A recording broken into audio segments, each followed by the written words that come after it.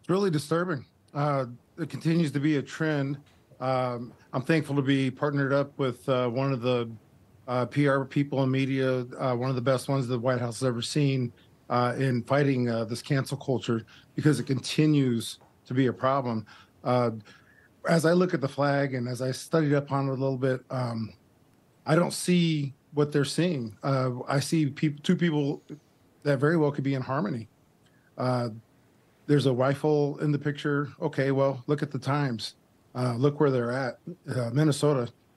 What's to say he doesn't need to pick that gun up and fend off some wolves? You know, I mean, who taught that guy how to farm? Probably the guy on the horse. Yeah, So interesting here. Okay, so you're looking at the old one there, and there's a lot to point out within the picture. There seems to be chopping wood. There's an axe there on the left. There's some racist sunshine. I'm joking. But I mean, there's a lot there, right? There's grass there. There's a lot going on. Either way, whatever happened here, there's a new flag. And here's what this one looks like. It's an 8-pointed North Star draped against a blue background,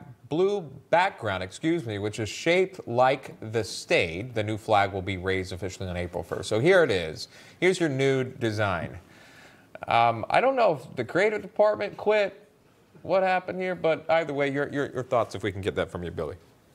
I don't know what disturbs me more, the fact that the automatic response was to eradicate and erase the flag that had the native on there because somebody deems it racist. I don't think a vote was put to the people, and there's a very convenient excuse of, well, it offends natives, which nobody's asked the natives in any of these circumstances so far. But as a Marine veteran that served in Somalia, this flag disturbs me. It really brings back a lot of memories. It's very similar to the Somalia flag. You know, there were some other flag designs that were floated around that, to your point, Billy, seemed to resonate with some folks who weighed in online saying this looks really familiar to the Somalian flag. I think we've got some of those to show our viewers to showcase. I don't think it's what by we're accident. But there is a large Somalian population in Minneapolis. I know about for sure Minnesota. Ilhan Omar, the congresswoman there of Somalian descent.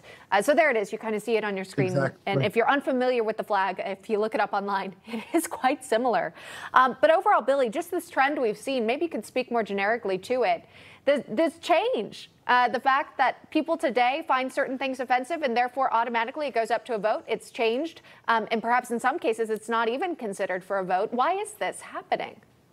It's just so frustrating. I don't get how we got here, but more and more you start to see our elected officials granting themselves more and more power.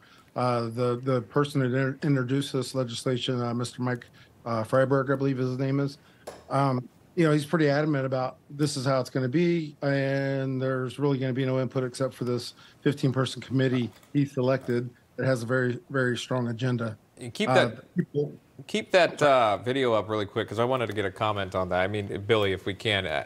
I just love the irony in this picture of the thought behind these two white people trying to replace the racist flag that they've deemed racist, going over the different ideas here of this new flag, by the way, that was submitted by 24-year-old Andrew Precker. And this is what he said about the new flag that made it. He said, "It is my greatest hope that this new flag can finally represent our state and all of its people properly, that every Minnesotan of every background, including the indigenous communities and tribal nations who've been historically excluded, can look up at our flag with pride and honor and see themselves within it." That's the new flag designer there. Final thoughts, Billy, we'll give it to you. I don't, for the life of me, understand how any Native American is going to look at this flag and feel represented.